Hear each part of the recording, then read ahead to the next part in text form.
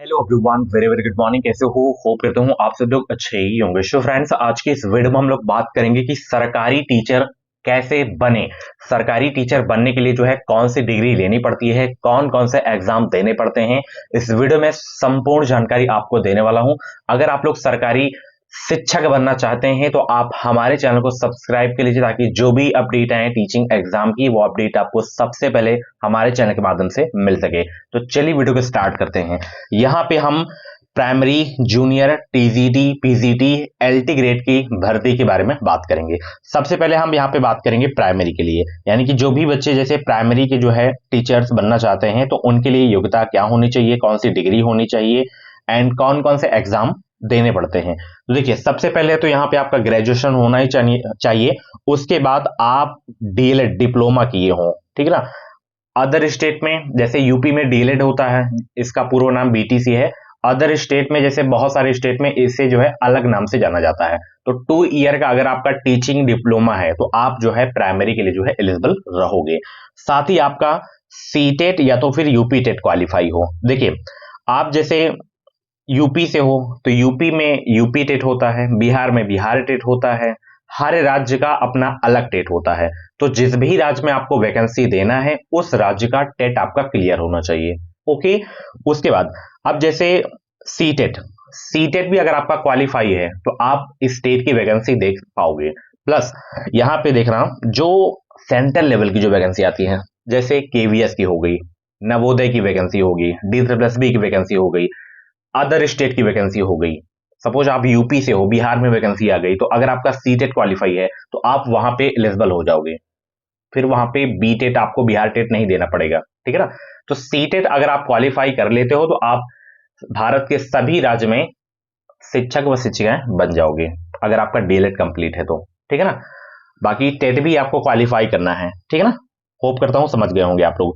अब यहां पे बात करते हैं जूनियर यानी 6 to 8 के बारे में।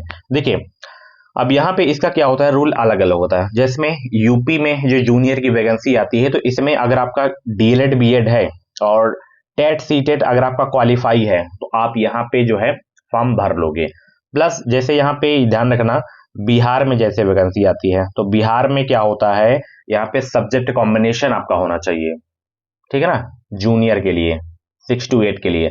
बट यहाँ पे यूपी में क्या होता है, यहाँ पे सब्जेक्ट कॉम्बिनेशन नहीं माना जाता है। आपका डीएलएड हो या तो बीएड हो, टेट सीटेट दोनों में से कोई भी क्वालिफाई हो, आप इसके लिए एलिजिबल रहोगे, ठीक है ना। उसके बाद यहाँ पे हम बात करते हैं टीजीटी के बारे में, 9th and 10th के बारे में। जैसे यहाँ पे आपका बीएड होना चाहिए प्लस सीटेट, ठीक है ना, सीटेट। अब जैसे यूपी टीजीटी की जो वैकेंसी आती है, यूपी टीजीटी की, तो इसमें केवल आपका बीएड होना चाहिए। यहाँ पे सीटेट टेट वगैरह नहीं मांगा जाता है, ठीक है ना।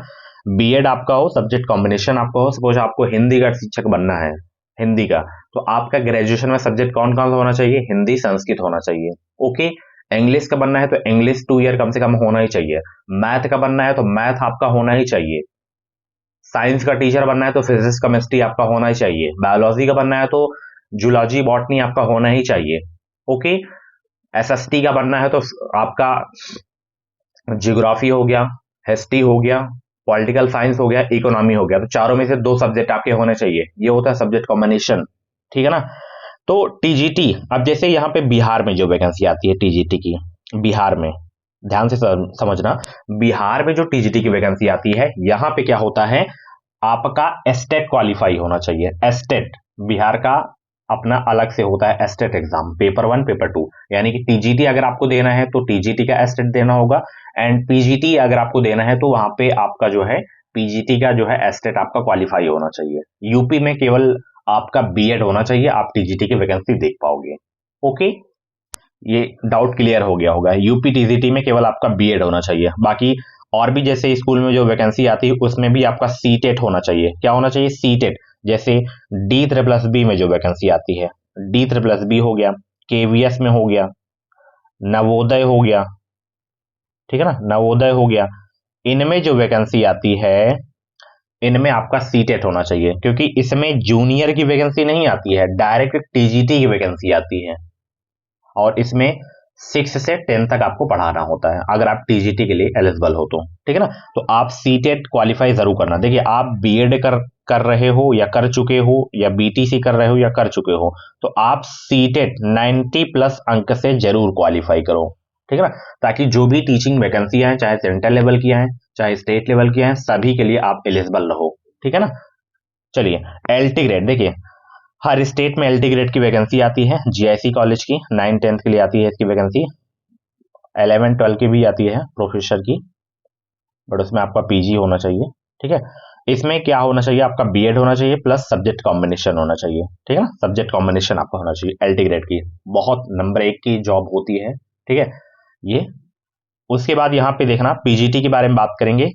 देखिए, पीजीटी के लिए आपकी योग्यता होनी चाहिए पीजी, पोस्ट ग्रेजुएशन होना चाहिए प्लस बीएड होना चाहिए। बट अगर जैसे यूपी पीजीटी की वैकेंसी आती है, यूपी पीजीटी के, तो इसमें केवल आपका पीजी होना चाहिए, बीएड कंपलसरी नहीं होता है। अब जैसे बिहार में जो पीजीटी की वैकेंसी आती है, इसमें आपका पीजी के साथ साथ आपका बीएड भी होना चाहिए और बीएड के साथ आपका एस्टेट भी क्वालिफाई होना चाहिए, ये होता है रूल। तो हर स्टेट में हर वैकेंसी का रूल अलग अलग होता है, ठीक है ना। मैं यहाँ पे सभी लोगों को कहना चाहूंगा, जैसे अभी मैंने बोला आप लोगों को, कि अगर आप बीएड बीटीसी कर चुके हो तो आप अपने स्टेट का टेट जरूर क्वालिफाई करो, उसके बाद सीटेट जरूर क्वालिफाई करो आप लोग, ठीक है ना। जनरल कैटेगरी में आप क्वालिफाई करो सीटेट, ताकि जो भी सेंट्रल लेवल की वैकेंसियां हैं, स्टेट में आई वैकेंसियां, वहां के लिए आप एलिजिबल रहो, ठीक है ना। तो ये थी पूरा जो है प्रोसेस, कैसे गवर्नमेंट टीचर बना जाता है। बाकी आप लोग बताइएगा आप किसके लिए एलिजिबल हो और किस लेवल की आप प्रिपरेशन कर रहे हो, ठीक है।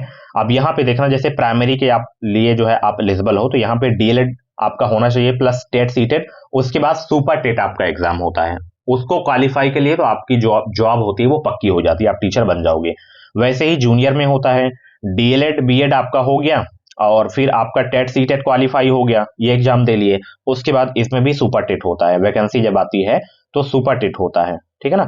सुपर टेट आप क्वालिफाई के लिए तो आपकी जॉब पक्की हो जाएगी। वैसे ही टीजीटी में होता है, इसमें आपका बीएड होना चाहिए, अगर आपका सीटेट क्वालिफाई है तो आप एलिजिबल रहोगे, प्लस फिर जो मेन वैकेंसी आती है उसका एग्जाम आपको देना पड़ता है। वैसे ही एलटी ग्रेड में होती है, बीएड के बाद एलटी ग्रेड का पेपर देना होता है, वैसे ही पीजीटी में होता है, ठीक है ना। तो सब में मेंस आपको देना होता है, मेन पेपर, ओके। तो ये था पूरा प्रोसेस कि गवर्नमेंट टीचर कैसे बना जाता है। बाकी आप लोग बताइएगा कि आप किस लेवल की प्रिपरेशन कर रहे हो, ठीक है ना। बाकी आप लोग क्या करोगे 2025 में, बीएड या बीटीसी जरूर बताना, ठीक है ना। Thank you so much. Teaching exam की लेटेस्ट ऑथेंटिक अपडेट पाने के लिए चैनल को सब्सक्राइब कर लीजिए, ताकि जो भी अपडेट आए वो अपडेट आपको सबसे पहले हमारे चैनल के माध्यम से मिल सके। Bye bye, take care.